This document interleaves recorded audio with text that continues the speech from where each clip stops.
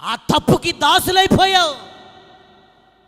నీలో పనిచేస్తున్న ఆత్మ దాస్యపు ఆత్మ. ఆ కాడి కింద చిక్కుకున్నావు. ఆ ఫోను అనే కాడి కింద చిక్కుకున్నావు. ఆ రహస్యమైన అలవాట్లు అనే కాడి కింద చిక్కుకున్నావు. ఒక మనిషి కింద చిక్కుకున్నావు.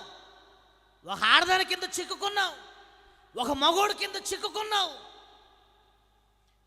యూట్యూబ్ల కింద, చాటింగ్ల కింద చిక్కుకున్నావు.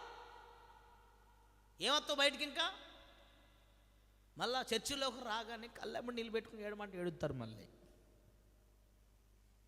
మళ్ళీ చర్చి దాడితే మేము వదలలేమండి, మా వల్ల కావట్లేదండి, మేము వదలలేమండి. దాస్యపు ఆత్మ. ఎన్ని బోధలు చేసినా కానీ బుద్ధి మార్చుకొనని ఆత్మే దాస్యపు ఆత్మ.